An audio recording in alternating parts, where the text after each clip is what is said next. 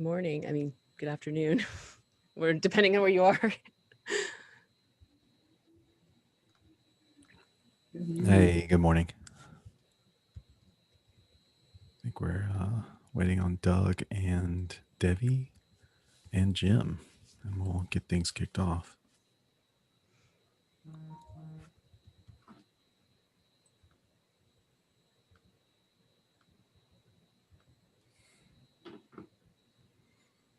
Hi. Hi. Hey. Hi.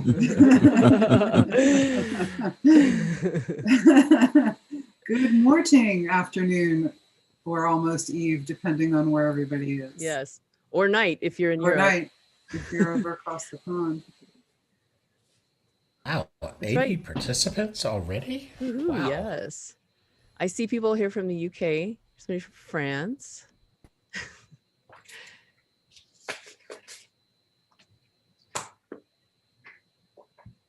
There we go. We got Doug in here. We're just waiting on Jim.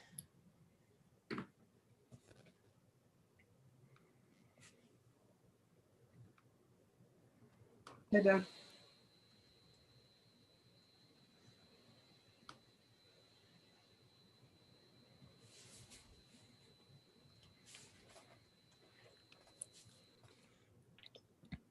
Looks like we still have participants continuing to flow in, which is good. Waiting on Jim, and we'll get this episode started. For everyone who's joining us right now, please make sure to change your chat settings to panelists and attendees. That way we can address your questions as best as possible and we can see the entire chat. And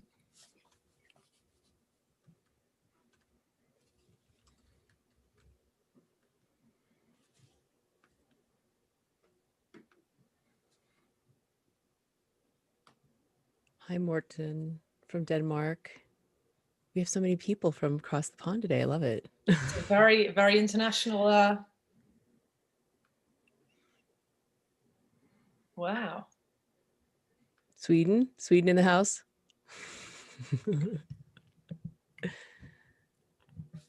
Awesome. No. Hungary. We can live vicariously through all of you since we can't be there. Hello, Hungary. Oh no, I can't remember how to say good evening. Darn it. I learned really early on, like about 30 episodes ago. I'm not even going to try. Well, we've got Argentina. Italy. Alabama. Somebody from the US. hey. That's your Mobile. neighbor. Mark's from Alabama. Yeah, Mobile. Represent.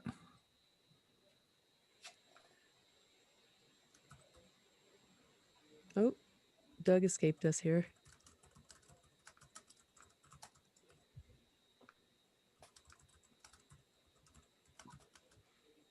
Florida weighing in.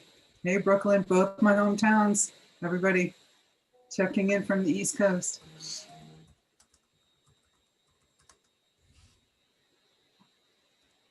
What's up, Toronto? I lived in Queen West for 2 years. I love Toronto. Henry, we can't see you. I know. I'm here in the background just trying to get Jim and Doug in. Hey, what's up, man? New Orleans represent. Hi, Lisa Binder in Vegas, also here in the high desert with y'all.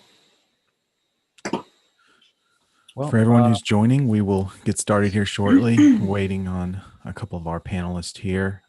If you are just now joining us, please make sure to change your chat settings to all panelists and attendees. That helps us address all questions and stay on top of chat room. Welcome, Rome, Italy. How I wish I was heading in your direction. Hey, Sage, if you're in Rome, you should buy bagels from my friend's bakery there. Seriously, they're a shameless plug, but they're really good. Shameless plug.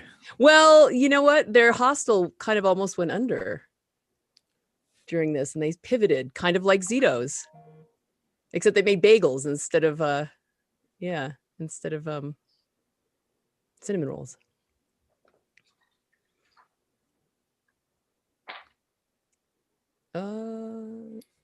should see Jim here shortly. I know. Yeah. Oh.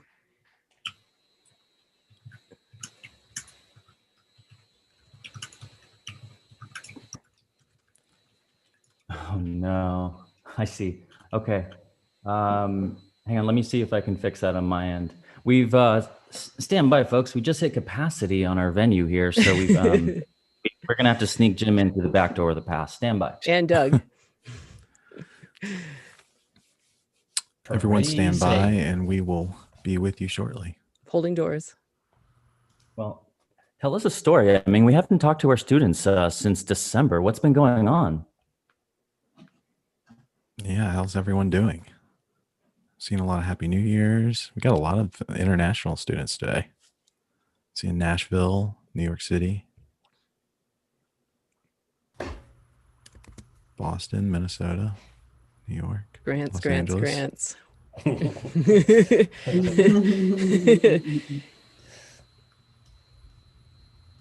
Nashville represent. I lived in East Nashville for a couple years.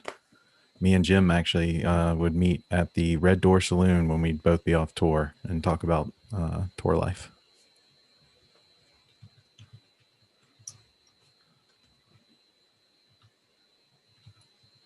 I cannot believe we have this many people to start off.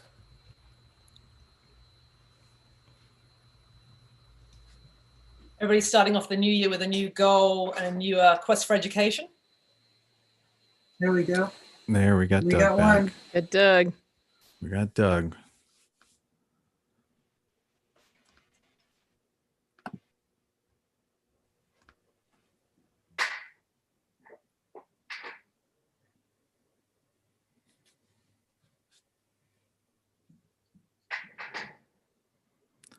We will be kicking off here shortly. Thank you everyone for being here with us.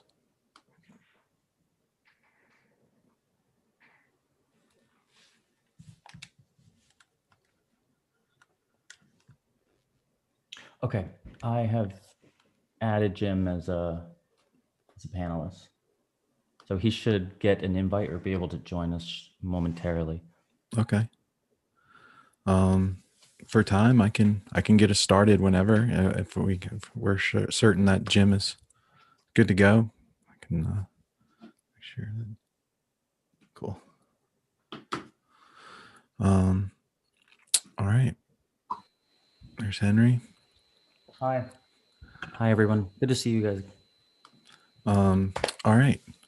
Well, as Jim is making his way here, welcome back to TM 101. For everyone who was with us last year, we're forever grateful for everyone that was a part of that journey with us. And there we are. We got Jim with us. So hey, there we go. Quality problems, quality problems. You know, it's just like tour, right? Like the dress rehearsal, the first show is always a wreck, and then the rest of the tour goes fine.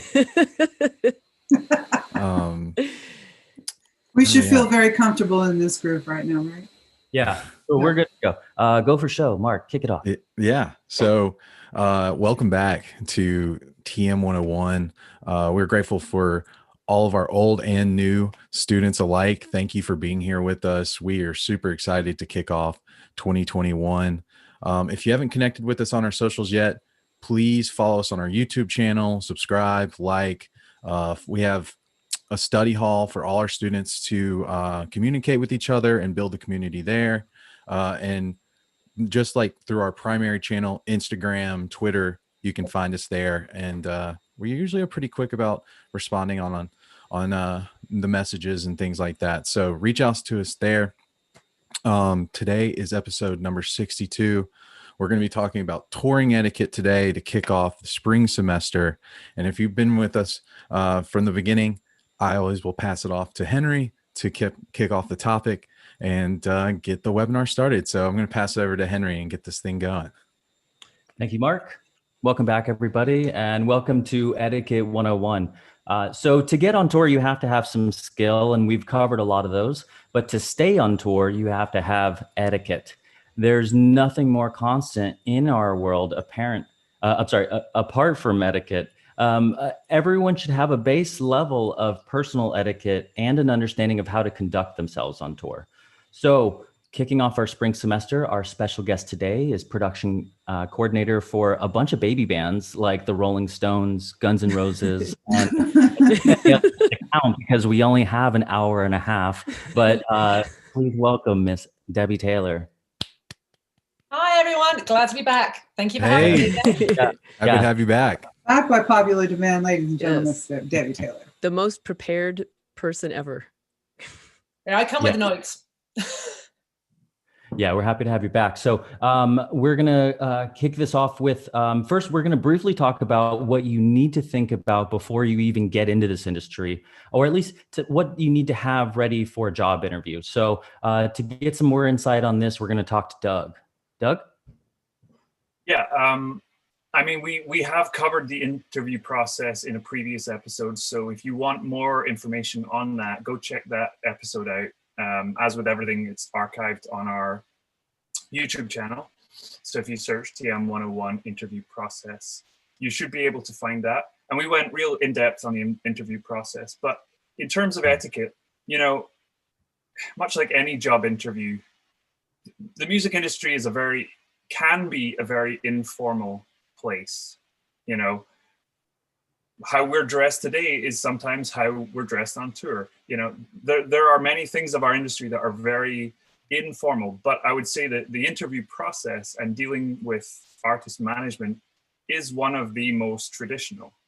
You want to have your best game face on. You want to be super professional. You want to give a representation of how you are going to manage that tour. And if you kind of come off as a bit of a cowboy, maybe you don't have it all together, that's going to reflect on how you approach your work as a tour manager. Yeah, so I would say, even before you get on the phone with management, if you have a chance to prepare for it, I would do as much background check as you can. You know, prepare yourself with as much information as to the artist, if you're aware of it, the management company, and the people involved in that organization. If you can arm yourself with information on them before you go into it, I think that's going to be a great step for you. But on a personal level, you need to be aware of your social media presence, any online presence that you have, because that's just a fact of life now, that employers are going to look at your online presence, your social media, your LinkedIn, and stuff like this. You know, that's one thing that's going to have changed after this pandemic period, is there's a lot of roadies doing podcasts, doing webinars, doing all these other things. So you have to be aware about what is out there online of you, because you got to be ready for any potential employer to have checked that out ahead of time. Yeah, you know, and I wanted to add to that it's in the interview process where, you know, like they may have seen your resume, they may have not yet, but it's really the first test of you, whether or not you're a good fit, is the etiquette that you bring to that interview. A lot of the times, it's in a manager's office, and the way you conduct yourself and compose yourself in that office is they're looking at that. Be mindful of you know, how you look, how you dress, how you smell. Like, be ready to go. Bring your game face on. But you know, sometimes the interview is in a recording studio with the artist, and you're immediately put into the room with the artist, and just to see how the vibe is with you guys. How can you handle yourself? Are you going to be outward and introduce yourself and, you know, and be polite, or are you going to kind of share too much and talk too much and kill the vibe in the room, and then instantly you're gone, you've lost the job purely because your etiquette wasn't on point? So those are great points, Doug. Absolutely. And I would just say as well, this is really where your social chameleon interpersonal skills come into play. There are a set of etiquettes in the interview process. Professionalism is to the fore, but, you know, if you can reel off experience that you've had, personal experience you've had in dealing with a set of situations while you're discussing things in the interview process, if you're able to touch on key things that the management's going to want to be hearing about,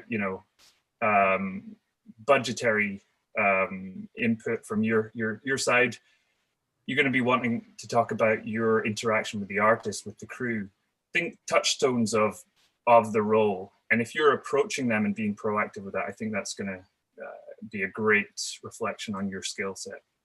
I also think that having a base level of etiquette allows you sometimes to get rid of those nerves that you have in an interview process. If you know you have the foundations of respect and professionalism and you've done your research, you can actually get rid of the nerves that you could have on an interview. It's something great to fall back on. I agree, Debbie. One of the things that Rob Light has shared with us before is doing a little background before you go into the interview of who's going to be interviewing you. And Rob says that when he has people come into his office, he has kind of things in his office that are key points to help put a person at ease to try to start a conversation. Like he has his golf clubs, he's got pictures of his children up there, all small things to kind of help you with the interview to kind of make it a one-on-one kind of thing. But I have a question for Henry for our next section. So every tour has its own ecology. However, in general, there are universal rules of thumb that are in play in some variation on most tours. Let's touch on those, starting with bus etiquette. Can you walk us through some of that? Okay, bus etiquette. Let's here, I'm going to do a screen share. Now, if you guys haven't seen on our website, we have a place for templates to share. And up there is this document. Do you guys see this? Yeah. Okay, so we'll run through this real quick because you guys can grab this at any time and implement this on your tour. This is something I created years ago. I just typed it up because I was doing a lot of tours at that time where we had people that were new to touring, new to bus life. So look, let's just run through this real quick. Rule number 1, it's real simple. Do not shit on the bus. It's number 1 rule of touring. No toilet paper, no tampons, nothing but pee. If anything but liquids go in the toilet, you'll probably face a fine, and your bunkmates are going to be so mad at you that the bus smells like shit. So that's always rule number 1. Rule number 2, always lock the bus. Whether there's still people on it or not, you just get in a habit of when you go out, you lock the door. When you come in, lock the door behind you. There's tons of stories that I can tell you and that we can all tell you about people just straight up walking onto buses, stealing things. It's your home. You wouldn't just walk out of your house and leave it unlocked, would you? No. So always lock everything. Your driver is not your housekeeper. Please clean up after yourselves. That goes without saying. Gear goes in the truck or the underbay. That's not hard to understand. Toilet, I just wrote it on there again.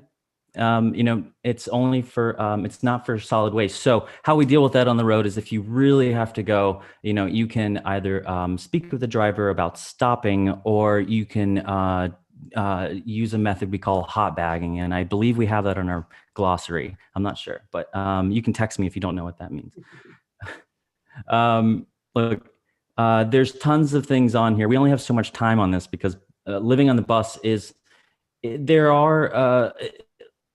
there is a set of etiquette that generally applies to all tours, but some things do change depending on how packed the bus is, if the artist is on the bus. So some of this may not apply to your tour, but a lot of things always apply. Like don't touch anything in the driver's area, bunk area, quiet zone. I like to make sure that people know that, not everybody wakes up at the same time. So your alarms, like I usually wake up before everybody, my alarm, I don't want it to wake up the artist or everyone else that isn't awake yet. So be mindful of that. But you can read through these, save this, share this. Everything from where your luggage goes, where you put your shoes, guests. Usually guests don't ride on the bus, but if you're going to bring a guest on the bus, it's polite to ask every single person on the bus to make sure it's okay and get it cleared with the tour manager. And then, no smoking on the bus. That's a rule that could change depending on the tour. I personally think you shouldn't. It's disgusting. Don't do it. Don't smoke anyways. But some tours do. But that is your quick rule of thumb tips on bus etiquette. And you can download that template off of our website at tourmanagement.org. And please I don't, suppose- I'm going to add one thing in there. Please don't be fooled into thinking that personal hygiene is something that's negotiable. I have directed crew to the shower. Go to the shower. And don't put yourself in a position where your tour manager has to tell you to get your butt in the shower. I get that everyone's cool and free and easy, but we all have to live in the same space. And I'm just letting everyone know that you've really got to be mindful of personal space. And that's part of it. And I suppose the most fundamental piece, along with the toilet etiquette on the bus, is the feet first. Yes. Yeah. Yeah. You mind explaining that, Debbie, for those That's an excellent that haven't been on a point. bus? Yeah, it's something that I didn't know the first time I got on a bus. And it seems to be a very fundamental rule, but if nobody explains it to you, travel with your feet pointing forward on the bus. It avoids hopefully no accidents happen, but it avoids any nasty neck injuries if an accident happens. I've heard And that's even if you're sitting in the front lounge, if laying on the couch or something. Yeah. Feet to the driver. That's where first is, by the way, for those of you who may not know. Feet towards the front of the bus to the driver. At all costs, do not let anyone sleep with their head facing towards the bus driver. Yeah. So, Debbie, let's chat. On medium to large tours, there will be a working production office, usually with a production coordinator managing. And this is what Debbie is so very good at. There's some specific etiquette to keep in mind when dealing with the production office. And these are also applicable to smaller tours in some form. So let's talk about all these things that help you or the production manager on a smaller tour keep the day running smoothly. Yeah, it's the production office usually forms a hub of a tour. It's the go-to place to get your information. It's where you usually have to visit to get meal tickets, passes, radios. So it really does form the central location of a show for the crew. It is also a working office. Very important that it's a place of business, and it should be treated with respect, and everybody in that office should be treated with respect. Every tour is different, so the level of tomfoolery, hijinks, the level of comfort varies from tour to tour. However, that office should always be thought of as a place of work. That means being able to read the room. If you step into the production office for something that you need and you hear that business is being talked and there's a serious vibe, it's probably in your best interest to leave that office very politely, but let the business be talked. That office can also be of great help to you. So treating the people in that office with respect, no matter how tired you are, no matter how grumpy you are, is going to stand you in very good stead later on down the line. Biggest one for me, I suppose, is if you have been given an itinerary or you have master tour, please check it before you ask a question. It's very easy and very simple to ask a question. It's usually the quickest way to do it. But if you've been sitting in that office for 10 hours and it's the 100th question you've had that it's exactly the same thing and it doesn't pertain to the day that you're in, please check your itinerary first. It's the first thing we'll send you to. Most of the etiquette for the office it's general etiquette. It's respect level. It's being very aware of the space that you're in. Sometimes a production office can be the smallest room in a venue. It can be a shower room. It can actually, we've had a toilet before. We still try to provide everything in that production office that you will need. So somewhere to store your bag, somewhere to pick up your radios, but please keep in mind that you need to keep it tidy. Don't just sling your crap on the floor. And if there is a toilet in the production office, ask before you use it. Again, the rules go, don't do a poo in the office. I'm gonna do a little bit of a lightning round with you on the nuts and bolts of some production office things. Yeah. Okay, so radios and batteries. You already touched on those for a minute, but don't Don't just grab crap out of the office. It goes for radios and batteries, but everything else. Don't just take the first thing that comes to hand. There's usually a process in place. It's usually labels involved. If in doubt, ask. Okay, great. Laundry. Ooh, every tour is different. Every tour will have a different procedure for laundry. Biggest thing about laundry is it is at your own risk. Once you put your laundry in, what comes back, unfortunately, is usually outside of our control. Runners and runner list. It's a biggie. Don't ever hijack a runner. Don't ever take a runner without asking. Don't ever give a runner something to do without coming through the production office. It's a very busy environment usually, and we try to maximize as much as we can out of our runners as possible. You giving them a sly $10 note to go and get some alcohol later on can really stuff up the day for us. And speaking of food and drink, catering and after show food. Yeah, big one. If you have dietary requirements, let us know. If you don't let us know, we're not mind readers. We're going to try and facilitate whatever you need as much as possible, but you have to let us know. Meal tickets, if you've got guests coming, please let us know. Don't ever assume that you're just going to be able to get a meal ticket. 1 or 2 here are fine, but if we're in New York and there are 25 guests, we don't have 25 spare meals up our sleeves. After show food, if you're the first into the office, please don't touch everything. Please don't open up every pizza box if they're labeled. Don't be picking things, like, just think of your fellow man. I think is the most, it's just really basic. Yeah. Showers and towels. Yeah. Sometimes I'm now remembering everything. It's all coming back to me. Showers can be a difficult situation. Sometimes we have great showers, sometimes we don't. Sometimes the band are in the room that are taking the showers. Please keep an eye out for any signage. Just open your eyes. We spend an awful lot of time putting signs up throughout the day, putting the towels right by the door so they're there to grab.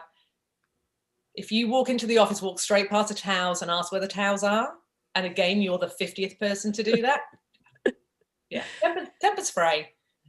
Also, I think, bear in mind, if it at any time during the day, unless it's after the show, when the artist is definitely gone, please don't use their dressing room for a shower or the bathroom.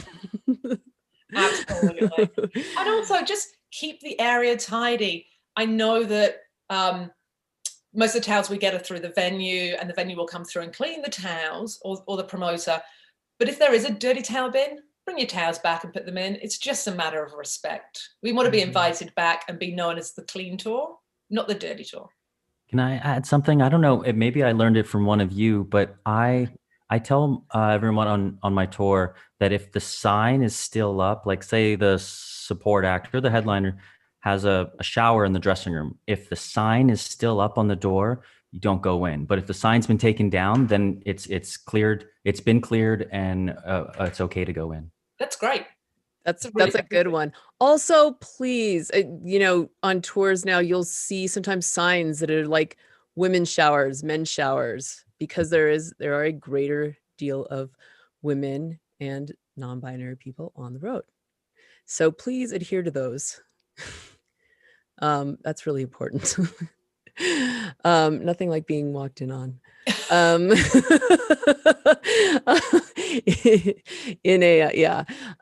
Okay. Bags. Yep. Don't bring your valuables on tour if you can avoid it. There's nothing worse than having to deal with a theft report or somebody's lost something that's personally valuable to them. If you do have to bring something with you, try not to bring it to the venue. And then if you bring it to the venue, especially if it's really valuable, if it's valuable to the show too, let us know about it in the office so that we can squirrel it away. But again, keep your bags tidy and ask where they should go. Yeah. And sickness and injury and incidents. Yeah. I think a lot of people try to save us as much hassle as possible and save us the work by not telling us when things happen. That goes for both injuries and sickness too. If an injury happens, let us know as soon as possible. There's a whole heap of paperwork that goes on the back end when we log things, which help us deal with future insurance claims, public liability. It also helps us to keep an eye on people. If you've hurt yourself and we don't know about it, it's very hard to deal with something that's fallen off later on down the line than it is to actually bandage it up at the time. And the same, and that goes for sickness too. Assess it. You know, we don't need to know about every cough that you have, but if you have something that you need to see a doctor for, even if it's really embarrassing, please let us know. We can always point you in the right direction, but it's better for us to know what's going on with our guys than find out when it's got far worse down the line. I think I just wanted to mention as well, some of these things that you just mentioned regarding production office etiquette, they might seem quite trivial in and of themselves, but when you think about getting a show and a tour with up to 100 people in and out of a venue in a super tight window, these things are incredibly important and have to be, you know, managed with almost military precision. And when it comes to the questions, well, you know, that might be your 1 or 2 questions that day, but if every single person on the road is asking, you're just fielding infinite, you know, everything on tour multiplies. Yeah. And that's why these relatively trivial matters, etiquettes, are so important, because you are one of a number of often up to 100 people at doing something that has very, very, very tight margins for it to succeed. And on the military precision tip, that's even applicable to smaller tours, because you may only have a dozen people, but you may be dealing with one bathroom and one shower. So it's a different type of logistics, but it can be just as tightly wound for either the production manager, or if somebody's TM, PM, or if there is a production coordinator out with you. They're trying to juggle like a dozen people in one bathroom. You know? And that one bathroom is also usually in the band's dressing room too. So it's even more critical to be aware of that. The amount of times I've seen a backline tech coming running to the bus at 1 minute to bus call, wearing a towel around their wrapper. And also, let's not forget that we've got to provide these facilities for our trucks and bus drivers too. Yeah. And they also need to finish their loadout, get their shower, and get into bed in order to get enough sleep to get us out of there at night. So there's a lot of jockeying of hierarchy and level of importance. You know, you're just going to have to manage it, or else. We're going to give a shout out to Darien Lake right now and their individual bathrooms and showers that they've installed for us. We miss you, Darien Lake. When I see showers, when I see showers now in some of the new venues, or when there's remodeling done and they do a solo shower stall with its own door facing out into the hallways, oh my gosh, that is a good day. Yeah. Like I say, the production office, it is there to help you. It's there to facilitate the tour, but it's also to help you as individuals. But in order for us to be able to do our job as effectively as possible, having this base level of etiquette really stands us in good stead. Yeah. All right, now we get to our favorite subject, guest list. Yay. This is always, especially as tour managers or doing ticketing, is always such an issue. We got to remember that guest list is a privilege, not a right. I think so often people just assume like they come in like, I have this many guests and I have that many guests and they can get whatever they want. That's not the case. I mean, especially these days when every penny counts and we don't have just huge guest lists anyways. Management now is, you know, the band, for obviously we're not going to say no to the band saying you can't have your guests. We're not, management is going to have their guests. And these days with, you know, budgets being less, it's not like the old days when labels had huge budgets to buy tickets. Now it's usually set up ahead of time that the labels, you know, get so many tickets. So what's available is limited. And usually there's parameters that are set at the beginning of a tour as to what is allowed, what cities. There's some cities that you're just not going to get. If you live in LA or New York, chances are you're not going to get comps. Or if you live in the city where the band is, chances are everything is gone. You're not going to get those. So you need to know what's available, what you're allowed, and what timelines. You know, I usually like to say like 24 hours notice. If somebody's calling you last minute, you know, at doors to say like, hey, I'm coming to the show, I'm not going to be happy if I'm doing ticketing and with you, because just because you didn't plan ahead of time and your guests are decide that they want to come see you, you knew 24 hours in advance at least that you were going to be in that city. So coming up to last minute going like, I need to add somebody, is not going to go very well. The other thing too is even with working passes. A lot of times people will just assume that I don't need tickets, but I need working passes. You remember, if you're bringing somebody in, you're responsible for those people. Nothing drives me crazier. I mean, basically, a working pass is for the most part an all access pass. They have access everywhere if they're having a working pass. So you better be keeping an eye on those people. You know, they're going to get everywhere but the dressing rooms usually. And if they're able just to walk in, a lot of chances if somebody's not on and security's not on it, they're going to have access to everywhere in the venue. And if they're your guest, I'm going to come after you for not keeping an eye on them, because nothing drives me crazy as somebody in a working pass just walking willy-nilly through the backstage area, and you're off either doing your job or you're on the bus and you're just letting them go. No, if you have a guest and they're getting backstage, whether they have working passes or after show passes or whatever it is, you better be responsible for them. Yeah, and the other thing is, just because somebody can get a pass doesn't mean they should. Know who you're dealing with. Make sure, if it's your family, make sure they know the rules. Make sure they know that they're not allowed to go back without you or be unescorted, or see that now. Make sure they're aware of what the rule, and make sure you know what the rules are, and just don't assume too that your whole family can get that. You're going to get your whole family. If you at the beginning of the tour, if you know you have family in a city, check in with whoever's doing ticketing ahead of time. Find out what the rules are. Can you get 2 tickets? Can you get your wife? Can you get your your boyfriend, girlfriend in, or do you have to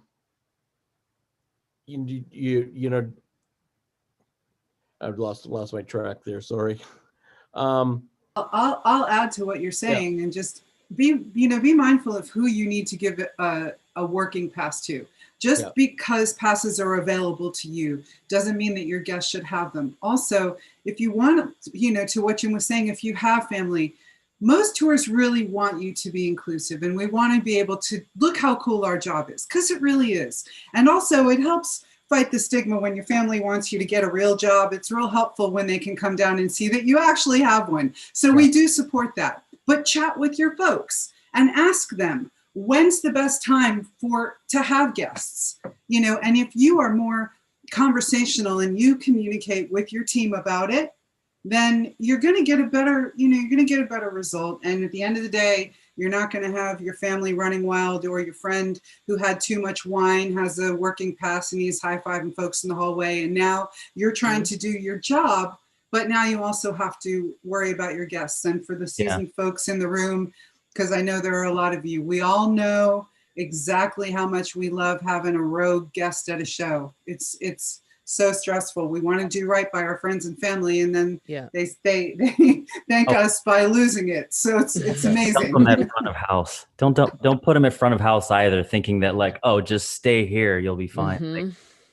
Like, that's a really good point. I think a lot of times you don't see the bigger picture of what's going on. The days of being able to just give out working passes so that people can stand on a floor are almost long gone. Like that now counts towards capacity for fire marshals and can really stuff up a show. Yeah, for sure. And also make sure they're not taking pictures of passes too. Make sure they're very clear that just because they have a pass doesn't mean everybody should see that, because that's like important for the security of our tour. And if you're just they're taking pictures of, they think it's cool to show their friends, that's not going to go well with your security guy when he sees that online. And that brings us to our next segment, which is your online and social media presence. And please, for the love of everything sacred, do not post any credentials on the internet. Admonish your guests because they get caught up in the moment. It's super cool. And they want to share with their friends that they have a pass. Admonish your guests, please, also not to share their credentials on the internet. We'll give you a brief explanation why. It's easy to print things out and mock things up and have interlopers. I have definitely had to remove somebody from a major arena standing in front of the principal talent's dressing room. I just happened to look down at their pass and the color seemed off slightly. And somehow, you've got security folks that are not necessarily their day-to-day, and they're looking for nuances. Not like that. They're not looking for those nuances. So please don't post your passes. Watch your guests. Another rule of thumb about tagging hotel location. You've got to be mindful about who's watching and what you're posting. Please don't tag yourself into your artist hotels. It's such an obvious reason as to why. And then, as far as posting, we're in entertainment. So this is a public, everything that you can post is going to be in the public domain. If your artist has a show and chances are your artist may ask you not to film the show and post it. If the artist is posting, then it's in the public domain. And if you want to share your artist's post, that's the best gauge of what should be happening in social media. If you're having issues on the tour, do yourself a favor and don't take it to social media. And there are a lot of reasons why. First of all, chances are you've got an NDA. Second of all, it's just not a good look, okay? And as we can all attest to, the superfans know who you are, and somehow they manage to know who we are, regardless of how hard we try to keep our social media locked down. So if you have an open social media and you're not private, just be mindful of the things that you're posting and how that reverberates. And a good rule of thumb, again, is to remember that we're in the public domain. If it's in the public domain, if your artist has posted it, if it's coming from your artist's site, then you're probably good to go. Otherwise, be so mindful of your artist's privacy and your own privacy and your colleagues' privacy. We are a secure lot and we create a bubble for a reason. So the overall rule of thumb is... Can I quickly add to that, Adrienne, as well? And I would just say, in terms of rehearsals, don't go post it, or until the tour is done, don't go posting videos of the production because nobody has seen that yet. Yeah. That a lot of money has been spent on that probably, and if you go posting videos of what the production is going to look like, that you're blowing that whole reveal for the tour. Yeah. That's a really great point. And tours will generally have a policy. And the exception to this, I actually wanted to make 2 points. One, even if your profile is private, somebody could take a screenshot. So, or if it's private, sometimes, especially on certain social media, if a friend of a friend is tagged or something, somebody might see it. So just because your profile on social media is private doesn't necessarily mean that if you vent, it's going to stay private. Right. And be careful about your interactions. And it was that yesterday that had that great line that, what was it? Our discretion is our currency. Our discretion is our currency. That was somebody told me that really early on, and it's such good advice, And, it's like, and I want to also just mention that I recently had an interesting scenario where I was speaking with a client. I was on a client interview. It was the first time I'd met this client, and the client had certainly let his fingers do the walking and used the Google and went as far as to listen to a podcast that I had done.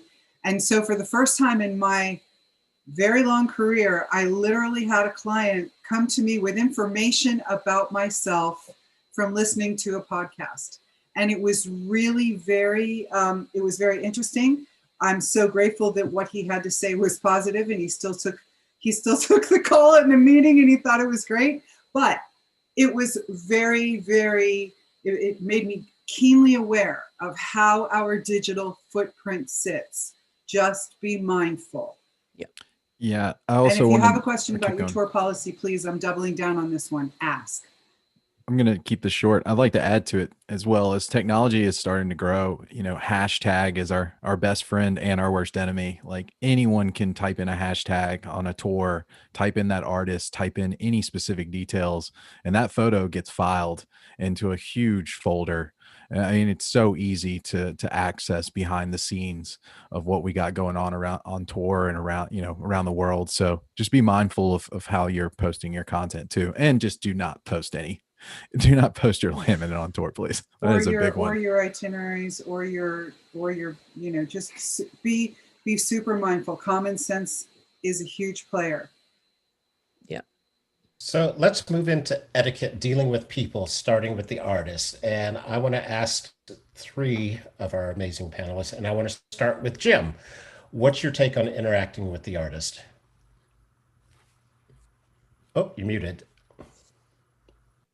One thing I learned early on, and always tell people when you start a tour, is that it's always great when the artist knows your name, and they see you and they know who you are. But the problem is the artist also knows your name and knows who you are. If there's a problem, you become a target. You have a target on your back then, because they know your name. If something goes wrong, they know who to pinpoint. Where if you're just an invisible face as part of the tour, they know you, they say hi to you, but they're not your best friend. They're not your thing.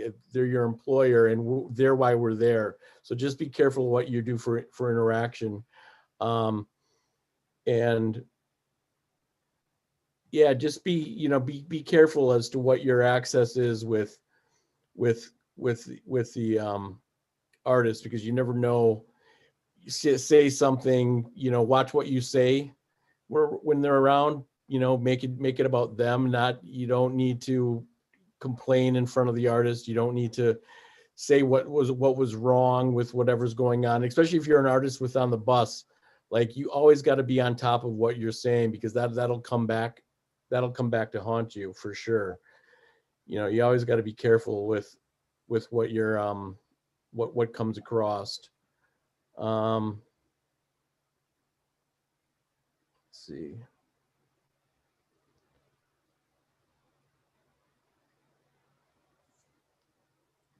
Do you mind if I ask Henry the same question? Yeah, go ahead. Okay, Henry, what about you, sir? Well, okay. So, like everything we touch on, there's varying degrees of the answer depending on the size of the tour, the size of the artist, and your interaction with them. Because sometimes it's like a mega artist, and you do sort of exist on the outside of this freight train that just comes through your hallways and like hits the stage. And like sometimes there's limited interaction with the artist, but sometimes you are very close with the artist. Like you are like together all the time. You have spent enough time with them to where you really have earned their trust, and a lot of personal things about them. If they're having problems at home, if they're worried or stressed about stuff, like you and a good tour manager generally does care about our artists at this level of like, how are they feeling today? What are they going through? Because we just want to make sure that like we take care of everything they need. So the only thing they have to worry about is performing that night. And so the writing that fine line of getting to know your artist very well is that they could share a lot of personal things about their lives with you. You should never, ever share that with anybody. Once again, we have NDAs, a non-disclosure agreements in place for that. But if you're on a smaller tour, protect that. That is your currency. Like, they trust you, and you will never spend any of that information because they are trusting you. But don't be confused by that and think that you are now friends on like this close personal level that surpasses your role and responsibility and in this job. You can be fired the next day, and maybe your etiquette, like one day was not on par, and now the artist is like, I don't know if I trust that person anymore. And then you've just sort of planted that seed that, like, you've lost the trust of the artist or the situation, and you could get fired. But so don't be confused, because you will ride that fine line your entire career. And it's very tricky. You are their friend, but you have to always be professional and keep it that way. And even if they share personal things with you, just smile and go on about your business, and be a person about it. Yeah, we're people, we talk about things, but don't go giving advice like you're the therapist and getting involved in drama that they have, maybe with the band or with the label or management. You stay way away from that kind of stuff. But that's my advice. Beyond that, yeah, I just keep my mouth shut. Honestly, I've learned to sort of approach the artist first with I only speak unless I'm spoken to.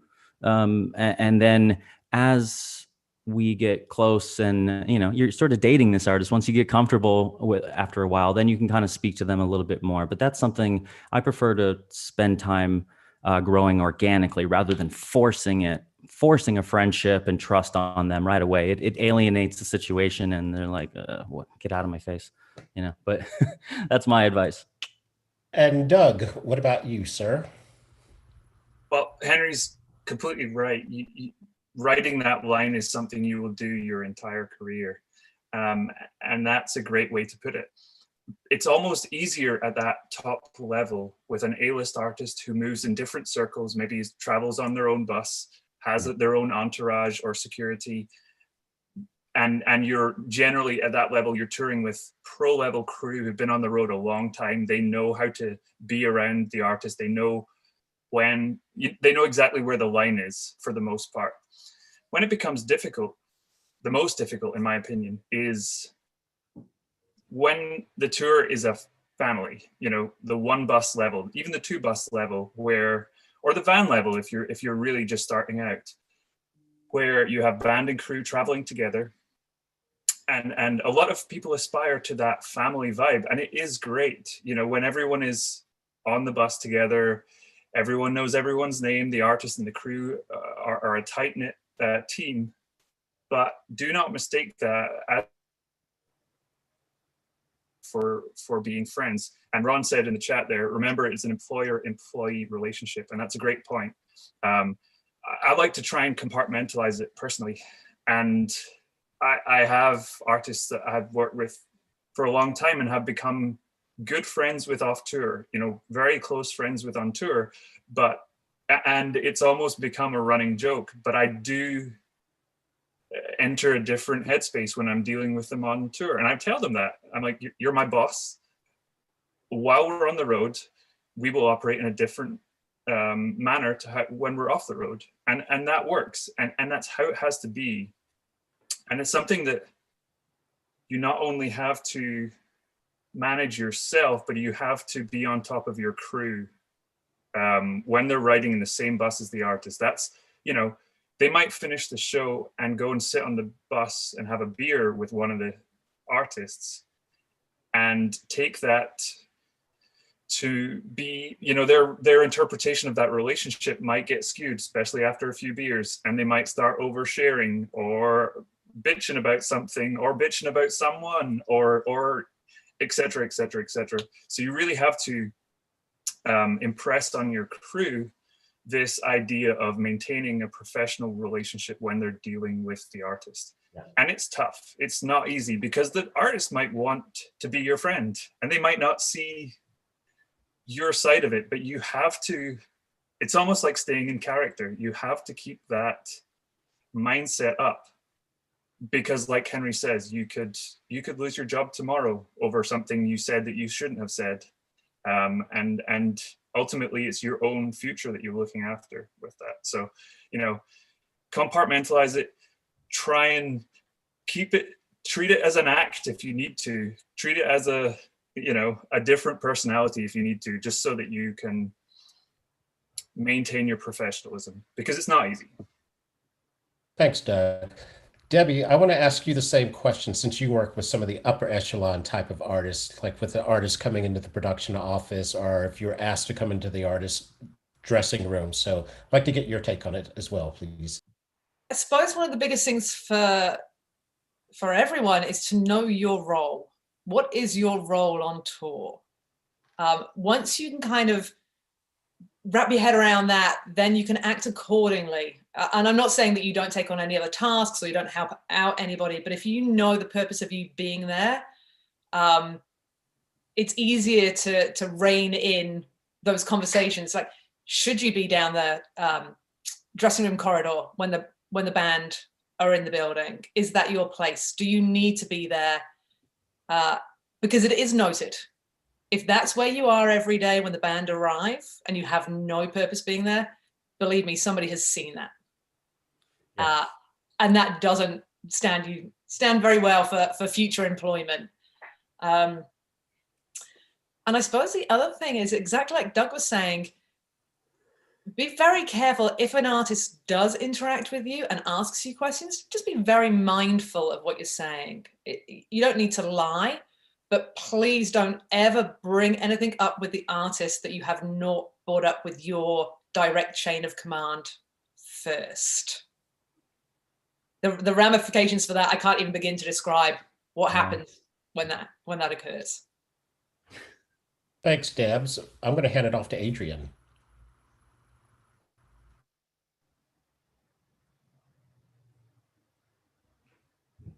You're muted, Adrian. Hello. Muted, and I was communicating with our friends over on the YouTube channel for a moment. Yeah, there's a lot of chat on there. We see you guys. Yeah, we're enjoying. We're definitely enjoying being conversational today. Let's talk. While you're doing that, Paulina is asked in the chat, have any of you had to learn this the hard way? I'm sure it takes a while to get used to being comfortable around an artist. I'm sure we've all had to learn this the hard way. Yep. I think for me, I have a natural inclination to sit back and take it all in, to the point that a couple times, once we settled into a relationship and got to know each other better, they have said at first they weren't sure if I was going to work out, because I don't think I learned it the hard way. I think for me, I have such a natural inclination to take it all in first that maybe I sit back too far. So there's that balance to find, when you're reading the room. I always have to learn everything the hard way, Paulina, straight to the forehead. So yes, and a lot of us, you never know when that's going to happen. And one of the things that we touched on yesterday, before we move on from this segment, is that the winds change. Okay, the winds change. Sometimes things can be going along smoothly and beautifully, and then there is some upheaval in the force somewhere, and you may not know what it is or what has happened. It could be something that has absolutely nothing to do with anything that you're involved in, but there could be a change in the force, and how you deal with the change in the force and the change in the winds, how you set your sails when the winds change, is going to determine your success and failure when you have hard times and when there's a struggle. All right, so we're going to talk about a little bit of fan etiquette, because we all know that the fans are the reason that we're here. They're an integral part of what we do. And the super fan is a thing, and they always seem to have an advantage. They always seem to know where we are and what we're doing. Sometimes if you listen to the chatter, they will tell you things that they'll start bubbling things that you may not know, and you get information from listening to them. So they really are an interesting force, the fourth wall of fandom in live entertainment. We break it all the time, but there's a way to do that, and there's a way not to do that. Some of our clients, I had a client that I would say, wait here, and I would turn around and he would walk into the middle of a crowd of 100 people with no protection. And others are very respectful of boundaries. So I want to chat a little bit with Henry on how, we know we have an outward service to the artist, and we know that we have to also manage groups of fans that are trying to get autographs. So I want to talk about how we navigate the artist and how we help them. It goes both ways. Sometimes it's amazing, and sometimes it goes horribly wrong. So let's talk a little bit about that. Yeah, so this is a different sort of etiquette than everything else we've been talking about, because it was all prior to this, we've been talking about personal etiquette. This is a part of the job where you have an outward etiquette in the way that you talk to fans, record label, anybody outside of the tour, how you interact and compose yourself comes back on you. So when it comes to dealing with the artist and fans, say you're just walking along outside, you're going to the bus, you get mobbed by a group of 5 fans. How do you handle this situation? Maybe the artist just wants to get to the bus. They just got off that stage and they want to go and just get to the hotel. So the best way to handle this is, before you ever get in that situation, I usually do this on day 1 with the artist, is that we've had a talk about, hey, how do you want to handle this kind of situation? I like being the bad guy. How about if we're ever walking along and some people want to stop you for an autograph? The first thing I'm going to do is say, no autographs, but like real calmly, but just say, hey, no, sorry, no autographs. We got to keep moving. We've got press or something. Because the artist is either going to say, great, yeah, I don't want to sign that autograph. Let's just keep going. So you be the bad guy and say no. But if they really want to sign the autograph and talk to that fan, then the artist can say, hey, you know what? It's okay. I'll do it. And then they look like the hero. And then I know that is my cue. I know, okay, cool. Well, we're going to stop here. We're going to sign these autographs, and I'm going to move this along as fast as we can. I've spoken to the artist and I said, I'm going to get you through this. And if you want to keep talking, that's great, because you do have artists that want to spend a long or a genuine amount of time with somebody. So position yourself correctly. Have that Sharpie in your pocket ready to go. Always have a Sharpie ready for your artist. It's a good tour manager tip. So if somebody asks for an autograph, they say, boom, you've got it there. You're bringing added value to the situation, right? And so if it's like 4 or 5 fans, what I like to say is like, okay, everybody, get your phones out, get your items ready, organize it. Can you guys get in a line? We'll go one by one. Cool. Everybody gets a fair amount of time.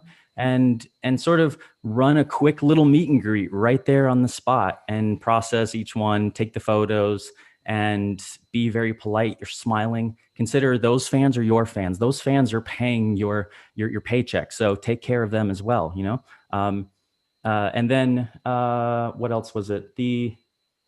Having a sign of when to cut it off with the artist. Normally what I do is, if the artist is talking with the fan, I'll walk around to the back side of the fan where they can't see me, and I'll kind of get the artist's attention. You good? Yes, no, cut it off. And then they'll be like, no, it's okay. Or like, yeah, okay. And then be like, okay, all right, everybody, we've got to go. We've got press to do, and just make up something or tell the truth that you got to go. So there's ways to get in and out of it. As well, if you have security, then it's a different situation. You have security that can help do those things, and your security guard is likely going to be doing some of those same steps I was just talking about, of just organizing, make sure it's a safe interaction.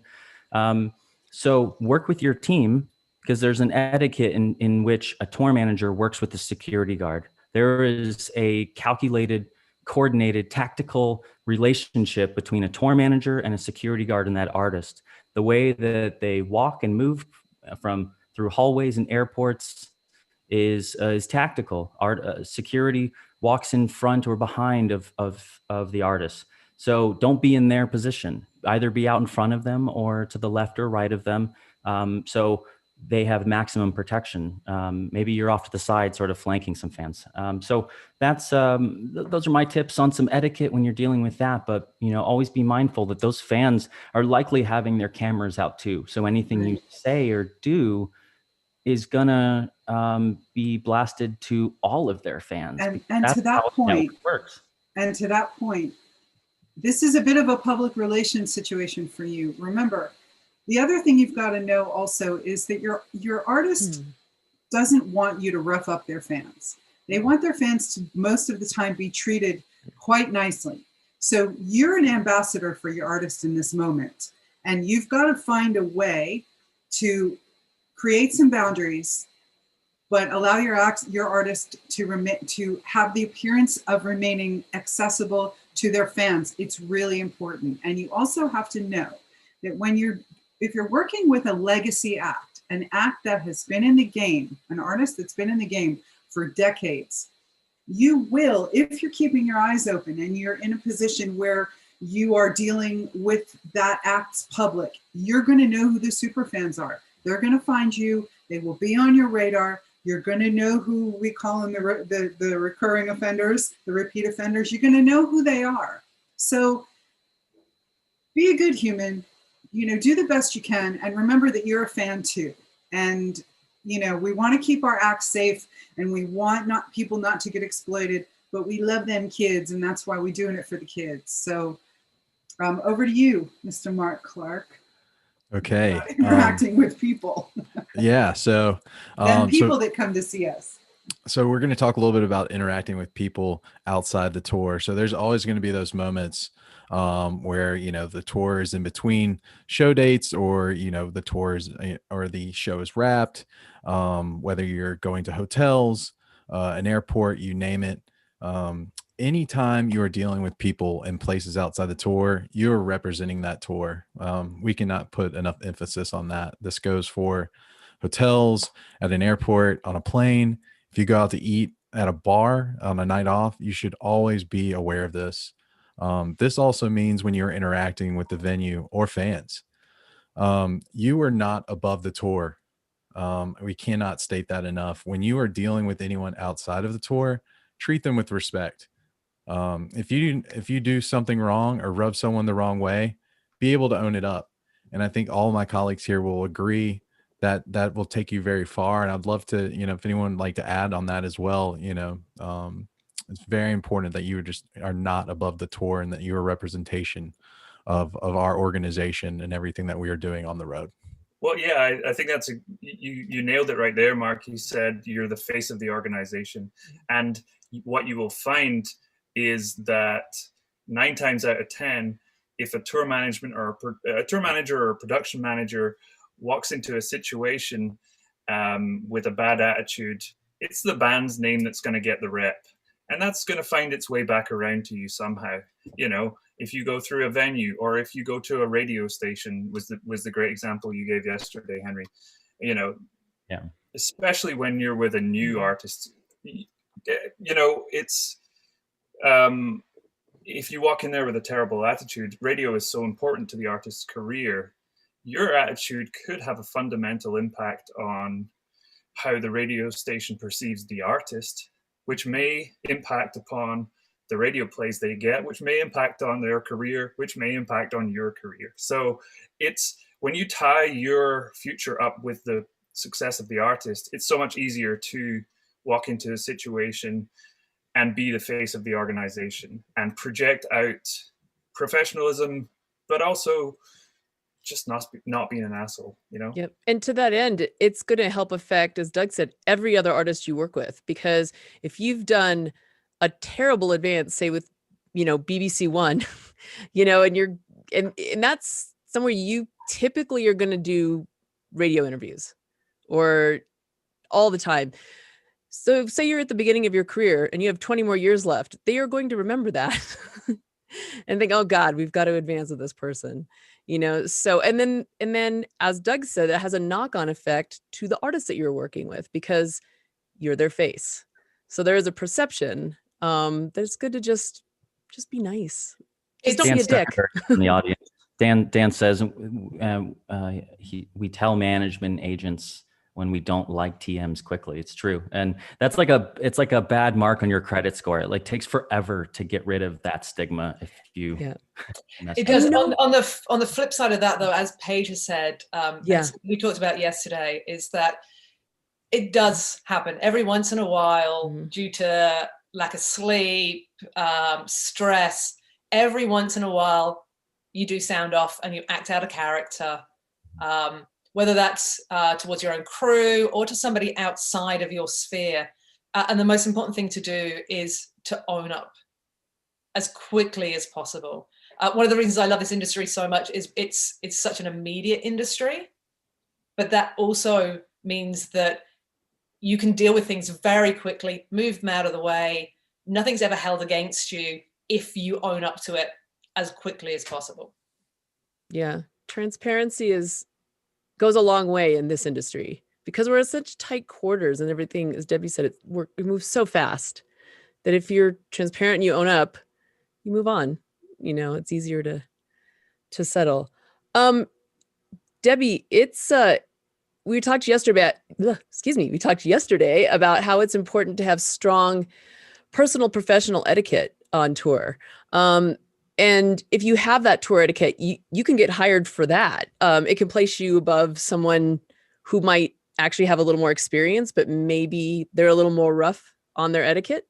So it's something that it's important to really work on personally. And you had some really good insight on that. So I'd love to have you talk about that. Yeah, it's something that I feel is often overlooked is personal etiquette. It's something that you can learn about the job and you can learn about skills that are required for your role, but actually your personal etiquette, it's something that you teach yourself, and it's something that's a lifelong learning exercise. That those soft skills of communication and anger management and being very self-aware of how you deal with situations really can stand you in great stead in this industry and in life in general. I think we all know people who have been hired because of their personal etiquette over their skills. Not so much in the creative worlds, but if you can get on with a tour, you can get on with people, you are willing to help out wherever you possibly can, you know how a tour works, you're not causing drama, there is a chance that you're going to get hired on that basis alone. Yes. And that's something that you can personally be working towards forever. Yeah. I would much rather hire someone with amazing etiquette than how many formulas you can do in Excel, like that, or how many signs you can post in the hallway. Like that doesn't matter, in the grand scheme of things. We find ourselves creating positions for people that we like to keep around. Yeah. When you have certain stick-to-itiveness and cooperation and your answer isn't no or I don't know, but let me find out and let me see how I can figure it out, those kinds of things are noticed. And one of those pieces with etiquette is, and it comes with experience, but it helps if you're aware that you're doing it, is being able to read a room. It's come up several times today, is being able to read a room, see what's required of you, and then adjust either your temperament or your etiquette to that situation. Being able to do that is completely invaluable. Yeah. And I also do feel that tours can help out an awful lot. We have a tour meeting for the production department, for the entire production crew at the beginning of a tour, even if it's the same faces back again, where we outlay our expectations, the chain of command, all the things that can help with etiquette. Because it stands us in a really good stead, but it also helps individuals too. If we can outlay that right at the start, then it means that nobody's got any excuses to not toe the line, to not know what our tour etiquette is and what's expected of you. We do it with, if we're going to visit somewhere where the social etiquette is different, potentially maybe the Middle East, countries where you are expected to act slightly differently. You may not agree with their policies, but unfortunately we are guests in those areas, and it's going to make the tour's life as well as your own life a lot easier if you adhere to those. Yeah. Yeah. And so on the flip side of that, how about if the tides change and you're let go? Let's talk about the etiquette connected with that. Yeah, ouch. And I think we've all had that happen. I think it's very important to know that it's not always personal. It's not always a reflection of you. As we've said before, and you've said many times on TM 101, sometimes tides just do change and you are let go for no fault of your own. I think it's really important to remember that so that it doesn't take you down. However, on the flip side of that, a little bit of self-assessment, a little bit of checking whether you did something or maybe there was something that stood out to you, whether it was your own personal etiquette. Because again, if it's your own personal etiquette, that can be improved on. And if you can ask, it's not always possible, but if you can, once the dust is settled, if you can approach the person who was in your chain of command, the hierarchy, if you can approach that person for some feedback, some positive feedback so that you can make improvements and changes, that I think really stands you, increases you in people's estimations. I think if you can take a bad situation and learn something from it and show that you're doing that, maximum respect points to you. Yeah, that's a tough one. Yes, don't burn that bridge so you can ask that question, so you can grow from that. Because a lot of the times, if you've been let go for poor etiquette, a lot of the times they're probably not even going to tell you.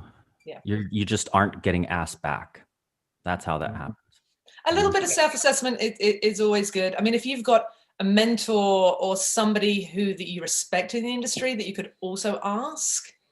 I also think there is a great flip side to it, that sometimes you get hired for how you deal with difficult situations. Sure. Sometimes that's actually what stands you apart from everybody else. And also, there are times, and I speak from personal experience, if you are let go for a situation that you have no control over, and it's just the way things are going on in that particular camp at that moment, if you handle yourself with grace, you can get asked back if the tides change with that act. So, it's not always right and it's not always fair. But again, how you set your sails when the wind blows determines the course that you're going to take. And that's where you can retain your own control of how your ship sails by how you set your sails. Set your sails a certain way. The wind blows for everyone. It's how we set our sails that determines our course. Oh, I have one last thing to add when we're talking about getting fired.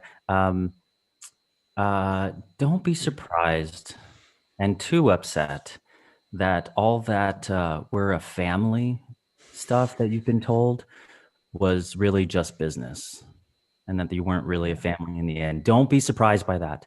That vibe is real and exists on tours. We do create families out of this, but that doesn't surpass the professionalism in this being a job. Don't ever confuse that or be surprised. It's a tough thing to wrestle, because you tend to feel like, oh, this was my family, these are my friends. I went to war with these people around the world and they just let me go. You got to be able to deal with that in a healthy, positive manner. That's part of the etiquette, because if you freak out over that and you start, emailing the manager or texting, the artist or anything, like, it's just career suicide. So make your choice, Yeah, and that's a great point. So we've talked about this from the position of you as a tour manager, as an employee of an organization. But 5-1, let's talk about you as a tour manager having to be responsible for the conduct of your crew. And it's important to remember that, all of these things that we're talking there, we have to be aware of those issues in our team and be reacting to them. So you had some great takes on the kind of simple things that a tour manager can keep in mind when dealing with the touring party. Can you share those with us, please? Yep, Debbie covered quite a few of them, which I really appreciated, because what I try to do is at the beginning of each tour is have a tour meeting with everyone and just letting them know one of the things that when I was out with John Legend, one of the things he taught me, he said, if you don't have your word, what do you have? And I was like, holy crap. And this dude is so much younger than me. That has stayed with me ever since. So I tell people that if you do make a mistake, we're all human. Don't beat yourself up over it. Just take it as a learning lesson and just move on. But if there comes a time or a situation where there's a conflict that needs to be resolved, I think it's prudent on yourself to don't blast that person in front of all the band and crew and all the local stagehands, because you're going to make that person feel about this big and you're just going to make yourself look like an asshole. So pull them aside, either take them outside, go for a walk, go sit on the bus, or go in the production office, close the door, and don't do yelling and screaming. Just state your point and just say, hey, you made a mistake. I'm aware of it. Everyone else is aware of it. Go say sorry to the particular person that you may have insulted or done something nefarious to, and just move on, because it does boil down to respect. So that's my little thing. And my final thing that I would like to say on this is, in our industry, there are 3 words that are most important, and they are please and thank you. If we would just learn to use those 3 words a little bit more often in our industry, everything will be so much smoother. That's my final take. That's for sure. And I think there's one thing that can happen on one situation that's really common as a tour manager or a production manager. You come onto a new team, and maybe there will be members of that team who have been with the artist for a very long time, and that can be a real tightrope to walk in terms of dealing with those personnel, because they might feel like they have the ear of the artist. They might feel like they're more senior than you because they've been there a lot longer than you have. But that can be a real challenge, because ultimately you're still responsible for their conduct.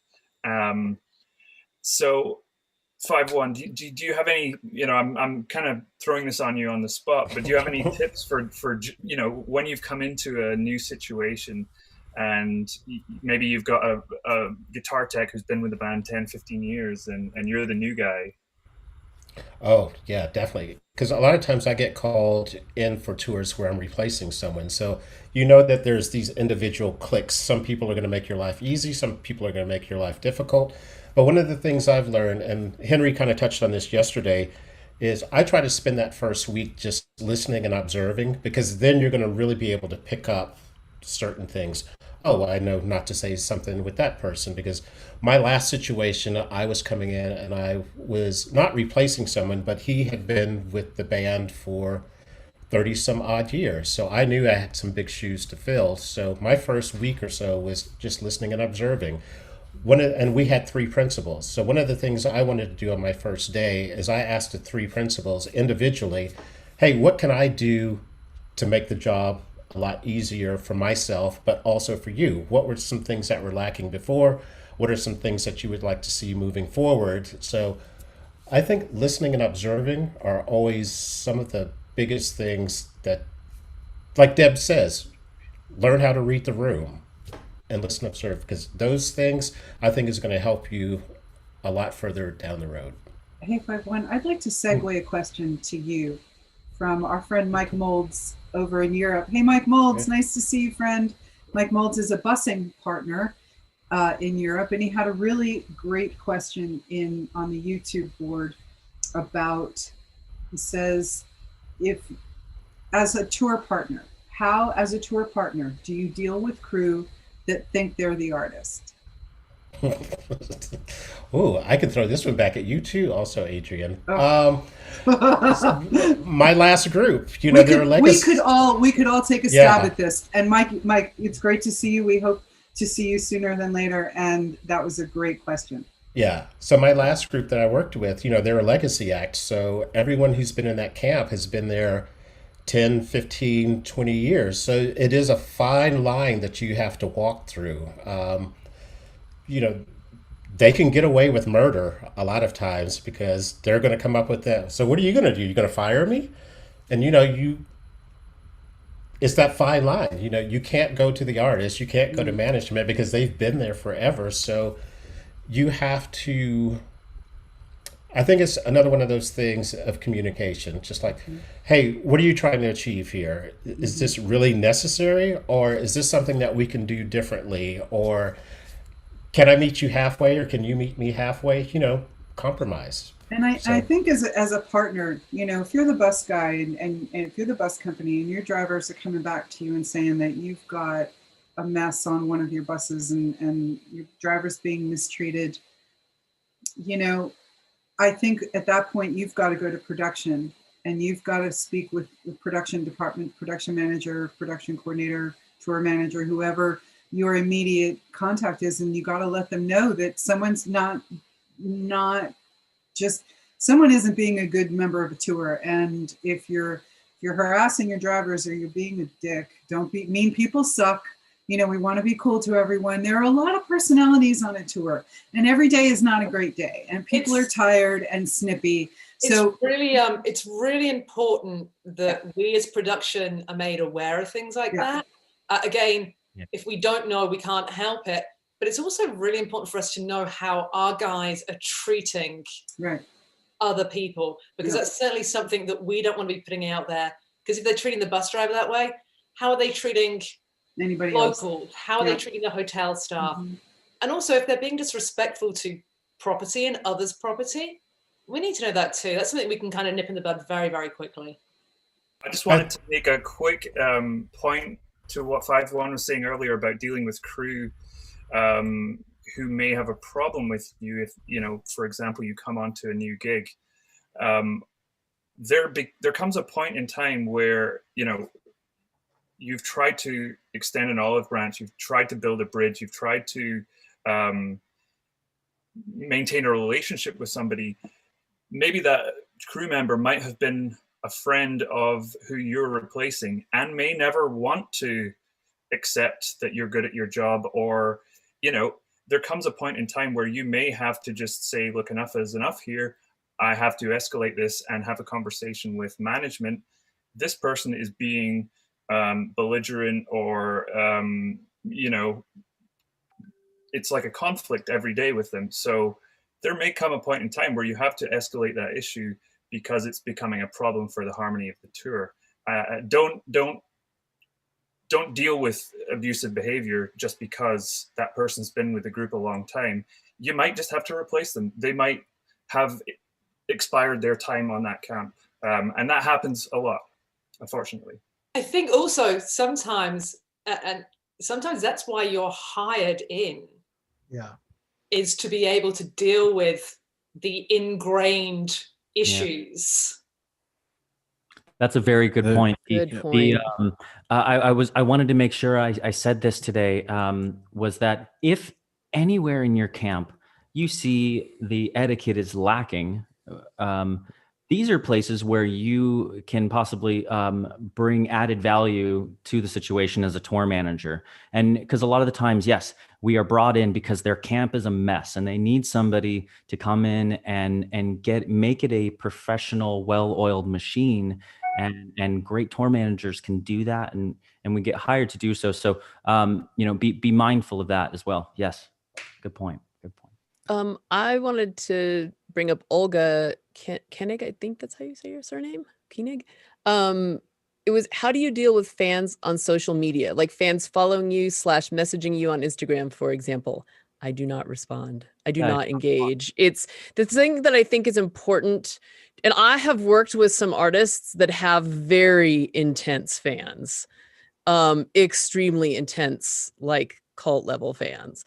And you end up getting talked about on social media, and you end up in paparazzi photos, and they know who you are.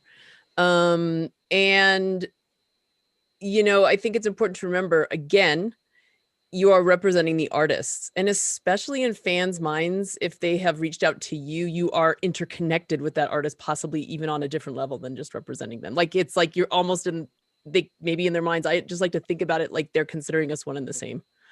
So I just don't engage because it's not my place to engage on behalf of that artist. If something's weird, I would direct it to management. There have been, maybe a time where I haven't been, but I have been on tours where maybe one of the techs who's doing something really technical has been told that it's okay to engage maybe on the band's own bulletin board to answer some questions, but that was completely sanctioned, and it was completely, like, everything about it was structured, and that would be like pretty much the only time. But I just don't engage, and if it gets weird, direct it to management. I would have to agree with MJ on that call as well. I mean, unless an artist comes to me personally and is like, "Hey, I need you to coordinate this with the fan that I'm talking to through, could be Twitter or you name it. I need you to talk to them directly and set something up for me." Like that's a good rule of thumb. If management or an artist is coming to you being like, "Hey, I need you to take care of these fans," but if fans are just randomly messaging you, I tend to steer away from that. Do everything you can to be a ghost from the fans. Don't let them know who you are. Like, stop trying to get noticed by the fans and like get tons of followers. Like, that's the worst thing you could do, is just have the fans blow up your accounts or something. Like, if you're serious, and as many of our students are here, then once again, it's your currency. Keep it a secret. Your discretion is everything in this. Don't talk to them about anything. Don't post anything. Stay a mystery from the fans as much as possible. I don't even like walking next to some of them, because like I like to sort of exist in the peripheral, so I just look like some other dude that they don't know I'm the tour manager. Because the fans will figure out like who that is, and they'll go after you and find out. And it's crazy how far they'll take it, but there's etiquette in the way you handle this. And I think it depends on the artist. Like some of the artists I've worked with, like, it didn't matter that I was never even in a photo. They just figured out who I was. But also, I think that something I wanted to mention was, if a fan tells you that the artist reached out to them or they were told by management or something like that, just run it by management. Don't assume, even if they show you a copy of an email, for some reason, like, say they show up at the box office calls you to come deal with it. You just always bounce it back to management. As Henry said, try to be a ghost. And these are also good questions to ask before a tour too. Like, just bring up a conversation about fans and how you want that to be navigated and handled, and just the flow of conversation. If, say, a fan does reach out to you about something like that, these are conversations you can have in advance that will kind of give a clear path for you to work from. I think that covers most things, right? Is just ask. Like, if you're unsure of it, it's going to be so much better to ask a question, whether it's an artist, production manager, tour manager. Ask the question rather than assuming that you know the answer. Should we do Lindsay Ferguson's question? Yeah, let's do some questions. That's a really good one.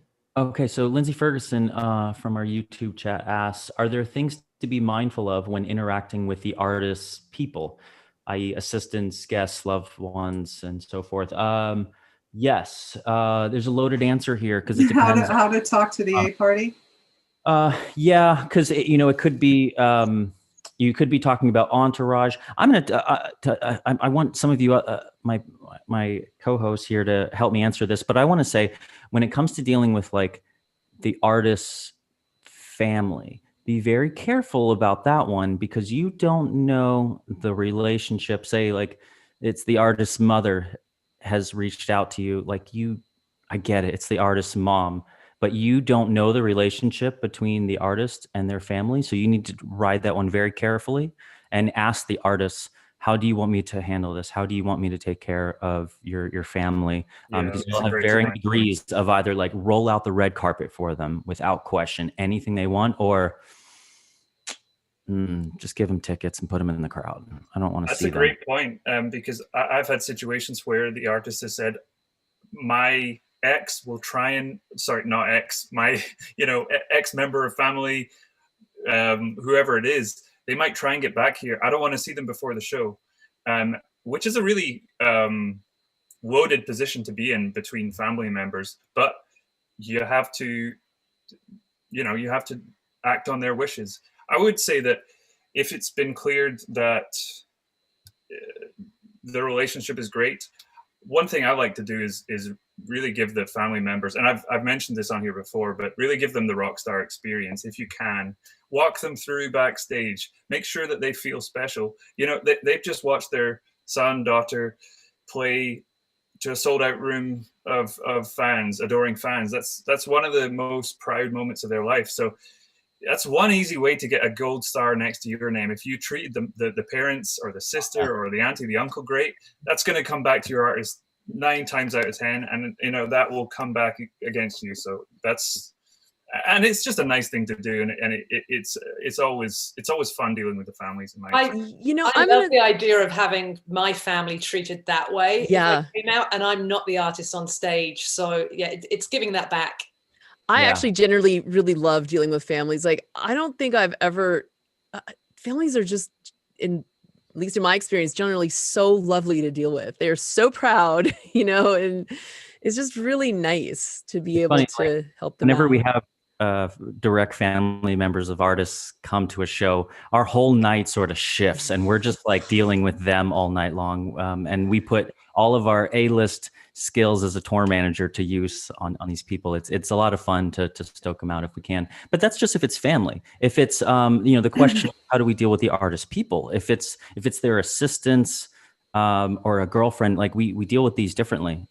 Does anybody want to add to that and how we deal with entourage? Very carefully. And I can't stress that enough. There's a couple of things that I will, a couple of cautionary tales is that you do want to be helpful. You do. But you do have a job to do. You do need to stay in your lane. And you do also need to make sure that because you're extending a courtesy, this courtesy does not mean that you are now the assistant of said family member or members. And so, and also, if you're dealing with the A party and the A party has needs, this speaks to a little bit of the hierarchy in the A party and how you, and this goes for a lot of different positions on the tour that are working with folks in the A party. You want to be helpful, but you need to stay in your lane because those folks have things to do as well, and they've got to get those things done. And and there's quite often a time where someone who's trying to be helpful somehow ends up saddled with a task or a situation or a group of tasks that wasn't meant to be on their plate. And by extending a hand, lending a hand to do a favor or to be helpful, now you have adopted a set of tasks or problems that is not your own. So I think you've got to be, and like Tim Mercer just put in the chat, once a favor, twice a job. That's very true. So you want to be helpful. You never, there are tours out there where the word no is never offered. The answer is never no. And if that's the kind of tour you're on, you've got to figure out a way to accommodate a request, but still maintain your boundaries and the guidelines and be helpful. That's what I got on that. Yeah. I've seen people be let go from a tour because they weren't facilitating their original role. And it turns out that they'd actually been given a load of extra tasks by other people on the tour. So again, I think it's really important to know what your role is, because you're going to be judged on that role first and foremost. If you're not hitting those targets and you're not getting that job done, it's going to be the first thing that shows. And Billy Smith on the YouTube question chat, this one is for you as a touring VIP manager. What other responsibilities do you see that role carrying on big tours, pitching, or stay in your lane? Lead with stay in your lane. Do your job and do it amazing. And then once your job and your day is over, if you can help with loadout, if you can help break down, if you can help the production coordinator run some after show food, or if there's a thing you can be helpful with, offer your help. Be eager to be a part of the team, but stay in your lane. And I think, be respectful and offer your help. And I hope that answers that. Let's take this last question. Is that Patty's question, Henry? Yeah. Patty's question was, from the perspective of a TM, how do you deal with a situation in which an artist has not been so nice to fans? I understand that it is not our place to comment on the artist's behavior. And if the artist is your boss, and she might feel some empathy for the fans, she asks, is it situational and do you take it to management? Henry. Anything? I mean, This look. is a tough one because I would need to understand a little bit of the context. But like, if I saw some shit like that, the answer for a lot of the things that we've covered today is just keep your damn mouth shut. But it's not your place. But if I saw something that was like of concern to me, if I had the relationship and the correct space and place and time to bring it up with management, I may mention to it like, hey, this happened. It's just weird. I just want to let you know. But it's not your place to say anything in that moment, especially to the artist or the fans in front of anybody. It was like what we were saying, know your role. That's not your role to police the artist. That's not. I think, I think also to it's probably best. Point, if you feel like this action that you've seen is going to have repercussions, then in a cautionary manner, you could take it to management and say, just a heads up, FYI, we had a situation. This is the way the situation played out. Just a heads up in case this comes up from another area, and then leave it with management and let the folks whose job it is to do those kinds of tricky widgets. Let's let them handle it. I mean, I would like to add, it is a tight line to walk, and it's a really tough situation. I mean, we do have the responsibility as, the leaders of this ship to relay information, what's going on the road. And if this is something that is going to be reoccurring, it is our duty, obviously to kind of keep our mouths shut. But if it is going to be something where like we need to speak up, I typically would go to management and just be like, hey, this was something that was a little bit at my discretion, but I think it's important for the team to know what's going on the road if there's something that could be potentially a red flag. Yeah. Well, thank you, everybody. It's been such joining us. Yeah. This has been amazing. Debbie Taylor, ladies and gentlemen. Thank you. The lovely and talented Debbie Taylor. This has been the most important episode I think we've done to date. All the other skills come second to this. So this has been great, Debbie. Thank you so much, everybody. Thank you for joining us for our spring semester. We're here every Monday. We'll be back next week. Next week we're doing a spotlight on. It's a new series where we're going to cover the Department of Backline, and we're going to have some amazing guests from all over the world of touring. So. Everybody, thank you so much. Have a great week. Wash your hands. Good night, Europe. Thank you for joining us. Thank you, Hungary. Thank you, my friends in Rome. We hope we get to see you guys soon. Also would like to note, because we get this asked a ton, if you are unable to watch with us live today and you do want to revisit any of our past episodes, including this one, please like and subscribe our YouTube channel. And all of these episodes will be uploaded just, I think, as soon as they wrap up. So you should be able to revisit our live webinars same day. So make sure to follow us on our YouTube channel. And like always, you'll see us posting on all of our other social programs. We'll see you there soon. So, and it's youtube.com/tour management 101. Yeah. Good job. All right, everybody. We'll see you later. Have a great week. Yeah. See you next week.